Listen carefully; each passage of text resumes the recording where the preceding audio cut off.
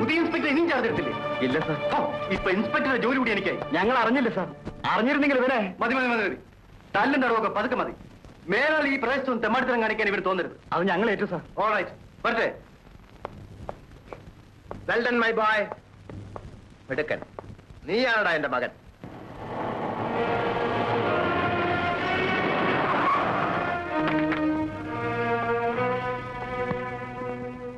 ഇതാ വന്നിരിക്കുന്നു നിന്റെ മഹാനായ ചേട്ടൻ. ആ പോകുന്നത് കണ്ടില്ലേ? എന്താ പതിവില്ലാതെ ഇങ്ങോട്ട് എഴുന്നള്ളിരിക്കുന്നത്? എന്തിനിങ്ങോട്ട് വന്നു എന്നായിരിക്കും. ഇഷ്ടമായില്ലെങ്കിൽ പോയേക്കാം. അഹങ്കാരം പറയരുത്. ഈ നാട്ടിൽ വരേണ്ട കാര്യം ഉണ്ടായി വന്നു.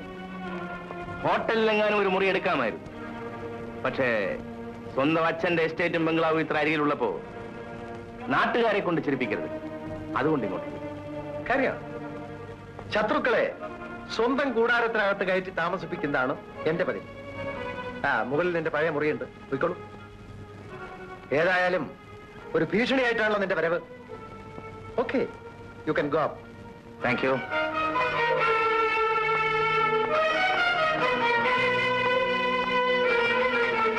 കുടുംബത്തിന്റെ മാനം കെടുത്താൻ പിറന്ന അസുരവിത്ത്. സ്വർണം കായ്ക്കുന്ന മരമായാലും തലയ്ക്ക് മീതെ ചായുമ്പോൾ അത് വെട്ടിക്കളയണം. I will do it. ഞാനത് ചെയ്യും. അത് ചെയ്യേണ്ടി വരും. ഒരു 10 രൂപ കൊടുക്കും. 10 രൂപ ഇല്ല സാർ. പുതിയ ഏമാൻ ചാർജ് എടുക്കാൻ വന്നിരിക്കുകയാണ്. അദ്ദേഹം ഇങ്ങോട്ട് വന്നാൽ ചാർജും കൂടും, തല്ലും കൊള്ളും. ഉള്ളത് വേഗം കൊണ്ടാ. എന്നാ തന്നെ ഷർട്ട് മേലാലി പ്രദേശത്ത് കണ്ടുപോകരുത് കേട്ടാ. എന്റെ കർത്താവേ, ഇപ്പൊ വരാമോന്ന് ഏമാൻ ഏത് വരക്കാരനാണോ എന്തോ. ഇപ്പൊ വലിയ വീട്ടിലെ പിള്ളേര് പഠിച്ച് ഇൻസ്പെക്ടറായി ഇങ്ങോട്ട് വരും. അവര് കൈക്കൂലി ചോദിക്കത്തുമില്ല, കൊടുത്താൽ വാങ്ങിക്കത്തുമില്ല. അവർക്ക് വേണ്ടെങ്കിൽ വേണ്ട.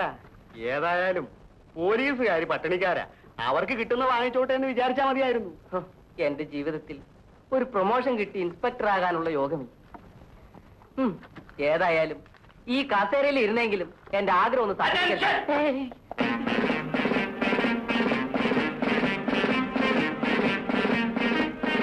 വരണം inspector sir.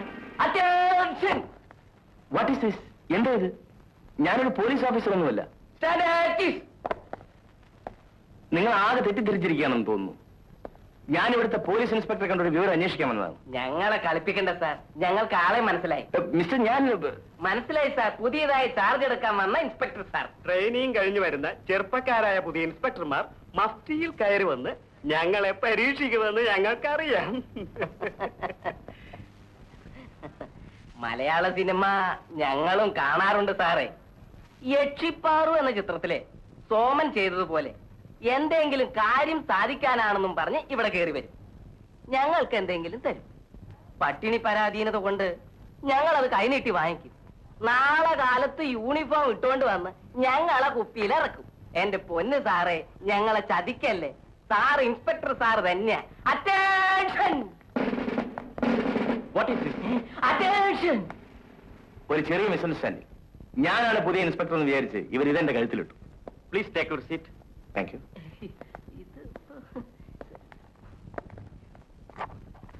Yes, what can I do for you? എനിക്ക് ചില കാര്യങ്ങൾ അറിയണമായിരുന്നു. ഇവിടെ മുമ്പ് ഇൻസ്പെക്ടറായിരുന്ന മിസ്റ്റർ വിശ്വനാഥൻ. വിശ്വനാഥന്റെ മരണത്തെക്കുറിച്ച് അറിയാവുന്നിടത്തോളം വിവരങ്ങൾ കിട്ടിയാൽ നന്നായിരുന്നു. I see. ഞാനിവിടെ പുതിയ ആളല്ലേ, എങ്കിലും I think these peoples can help us. എനിക്ക് ആദ്യം അന്വേഷിക്കേണ്ട കാര്യവും അത് തന്നെ. That's fine.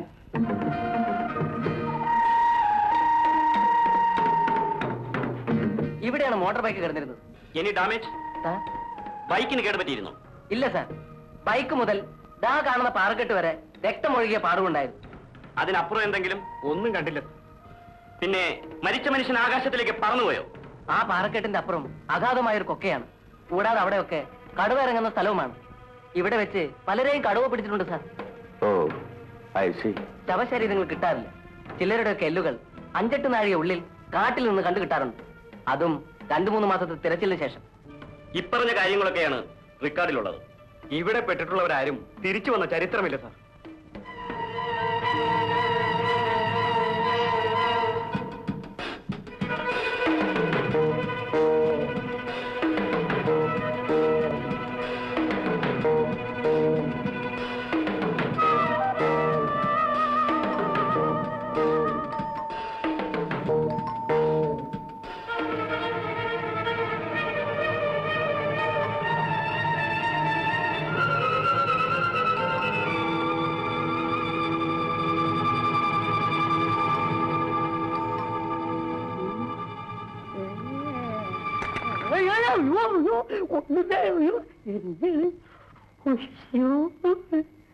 ഒന്നും പേടിക്കണ്ട, ഞാനുണ്ട്.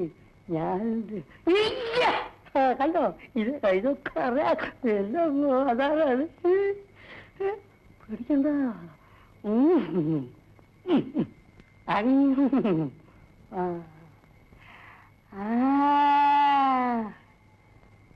കണ്ടോ, അവൻ ഇപ്പോഴാണ് സംഗതി പിടികിട്ടിയത്. ഞാൻ അകത്തുണ്ട്.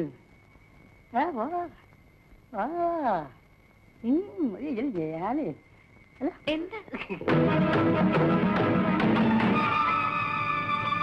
ഞാനല്ലേ പിന്നെ അയ്യോ വെള്ളം കുടിക്കണേ.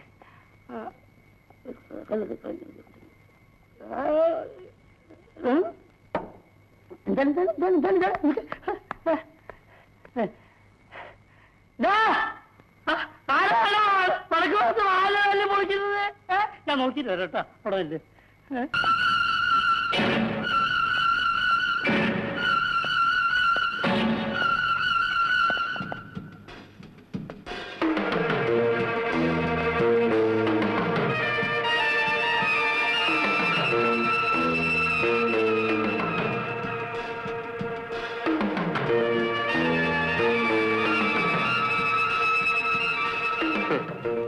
കോട്ടകൾക്കുള്ളിൽ വാഴുന്ന സുന്ദരി വരണം. ആശിച്ച് നടപ്പിലാക്കാത്തവനല്ല ഞാൻ. ഞാൻ നിന്നെ ആശിച്ചു. നിന്നെ കിട്ടാതെ ഞാൻ പോകില്ല.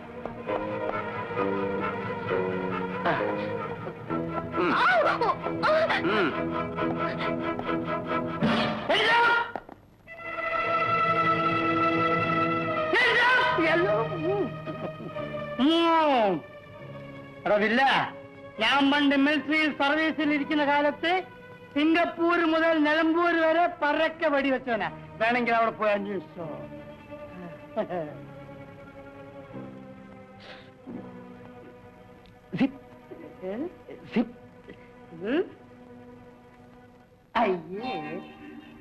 അയ്യേ സോറി കേട്ടോ. ഇത് ഇടക്കിടക്ക് ഇങ്ങനെ അഴിഞ്ഞു പോവാ. ഈ ഇതിന്റെ ഇത് ലൂസാണ്. തോക്ക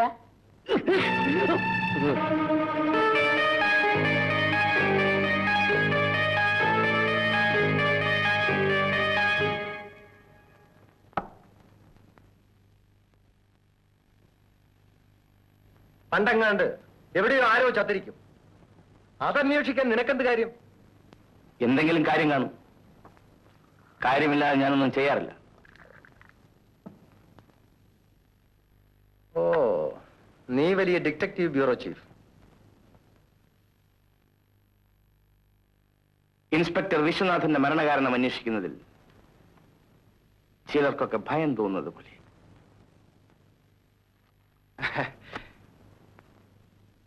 ഇൻസ്പെക്ടറെ കൊന്ന കടുവ ചത്തിട്ടില്ല. വെറുതെ ഈ കുന്നിൻ ചെരുവിലൊക്കെ ചുറ്റി നടന്ന് കടുവയുടെ വായിൽ അകപ്പെടണ്ട. ഞാൻ സൂക്ഷിച്ചോളാം. ചോദിക്കുമ്പോ കോപം തോന്നരുത്. ഈ വിശ്വം എന്ന് പറയുന്നവൻ ചേട്ടന്റെ ആരാ? ചേട്ടൻ ഈ ലോകത്തിൽ അന്വേഷിക്കാൻ മറ്റൊരു കാര്യം കിട്ടിയില്ലേ? ഞാൻ അന്വേഷിക്കും, കണ്ടുപിടിക്കും. എന്തേ ചിരി മാഞ്ഞു പോയത്? ചിരിക്കേ, കാണട്ടെ.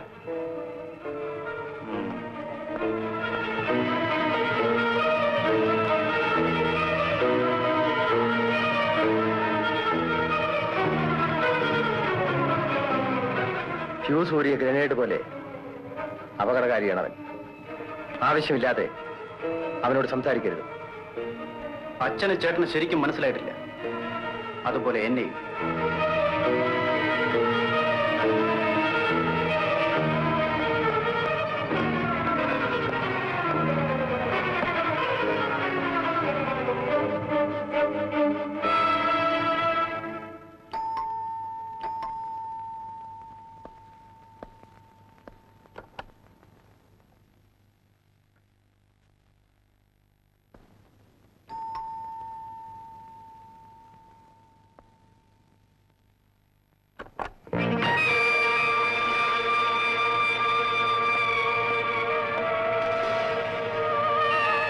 വാസു, വാസു,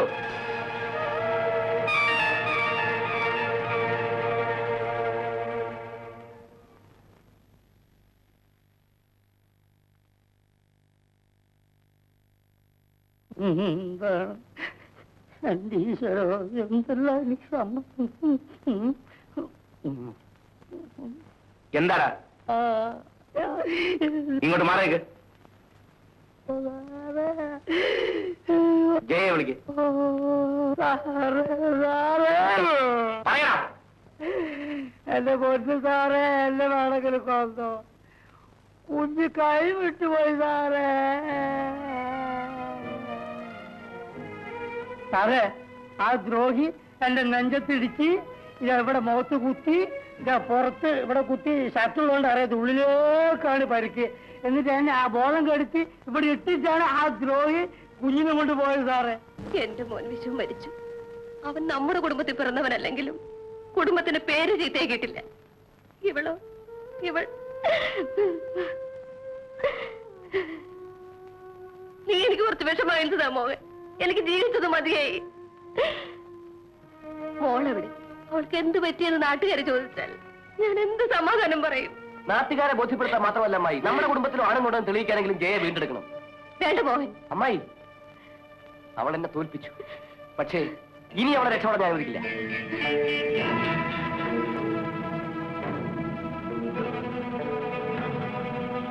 ജയ എവിടെ? നീ അവളെ എന്ത് ചെയ്തെന്ന് പറയാ.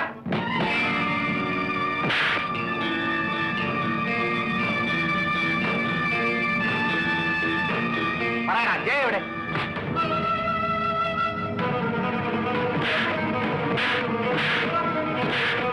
അയ്യോ,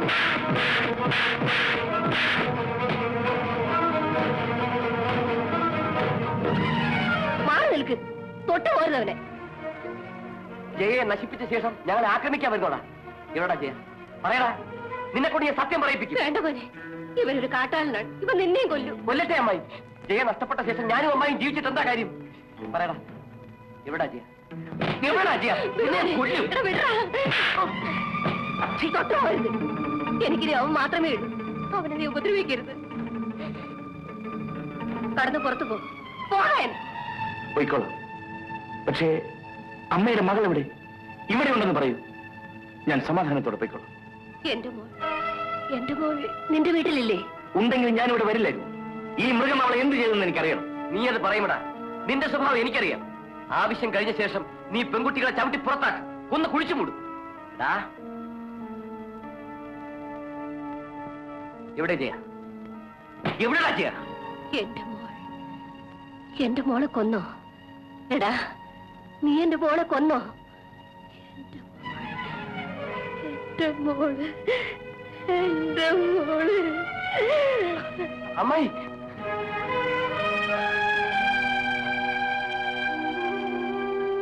അമ്മായി, അമ്മായി, എന്റെ മോളെ കൊന്നു. എന്റെ മോളെ കൊന്നു. എന്റെ മോളെ. ഈശ്വരൻ സാക്ഷിയായിട്ട് ഞാൻ പറയും, അമ്മയുടെ മകളെ ഞാൻ കൊന്നിട്ടില്ല.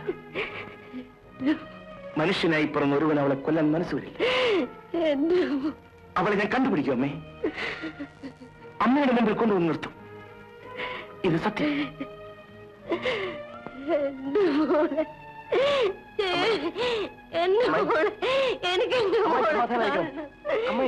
എനിക്ക് എന്റെ മോളെ കാണണം.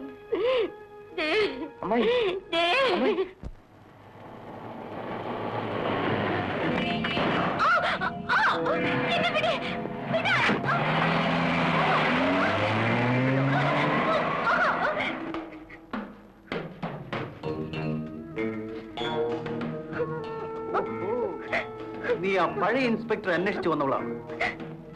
അത് ശരി. ആരാണ് നിന്നെ ഇങ്ങോട്ട് അയച്ചത്? എന്നെ ആരും അയച്ചതല്ല, ഞാൻ തനിച്ച് വന്നതാണ്. എന്റെ വിശ്വൻ ചേട്ടന്റെ വിവരങ്ങൾ അറിയാൻ. ഈ പറഞ്ഞ കള്ളം. സുന്ദരിമാർ കള്ളം പറയരുത്, സത്യമേ പറയാം. സുന്ദരി, ഞാൻ പറയുന്ന നേരാണ്. എന്നെ വിശ്വസിക്കൂ. ഈ കെട്ടൊന്ന് അഴിച്ചുവിടും, ഞാൻ പൊയ്ക്കോളാം. സത്യം മുഴുവൻ പറയുന്നതിന് മുമ്പ് നിന്നെ അഴിച്ചു വിട്ടുകൂടാ. ഇനി നിന്നെ അന്വേഷിച്ച് നിന്റെ പുറകെ ആരൊക്കെ വരുന്നുണ്ടെന്ന് എനിക്കൊന്നറിയണം. ഇൻസ്പെക്ടർ വിശ്വത്തിന്റെ മരണവുമായി ബന്ധപ്പെട്ട ഒരുത്തനും ഇനി ജീവിച്ചിരുന്നുകൂടാ. നാളെ നേരം പുലരുന്നതിന് മുമ്പേ എല്ലാവരുടെയും കഥ കഴിയും.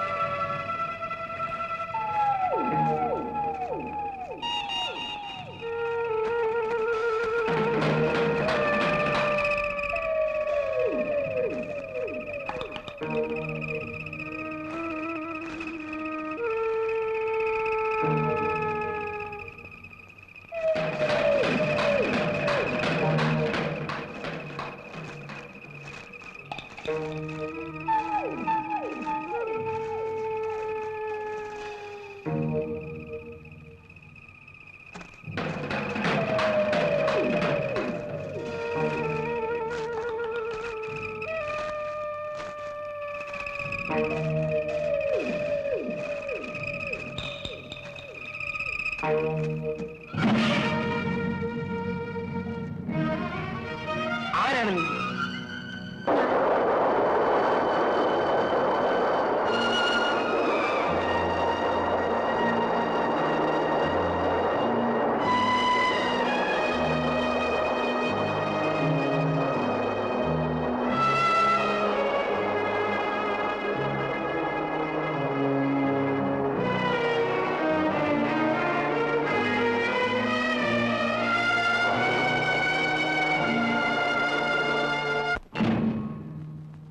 ഹലോ ഡാളി, നിന്നെ ഓർമ്മിച്ച് കിടന്നിട്ട് എനിക്ക് ഉറക്കം വരുന്നില്ല. ചത്തുപോയവനെ കടുവ പിടിച്ചപ്പോൾ ഈ ഫോട്ടോ കാട്ടിൽ കിടന്ന് കിട്ടി. തമ്മിൽ കാണും മുമ്പേ നിന്നെ ഞാൻ പ്രേമിച്ചു. ഈ ഫോട്ടോ നോക്കി നോക്കി സങ്കല്പത്തിൽ നീയുമായി ഞാൻ പലവട്ടം ഇപ്പോൾ ലൈൻ ക്ലിയറായി.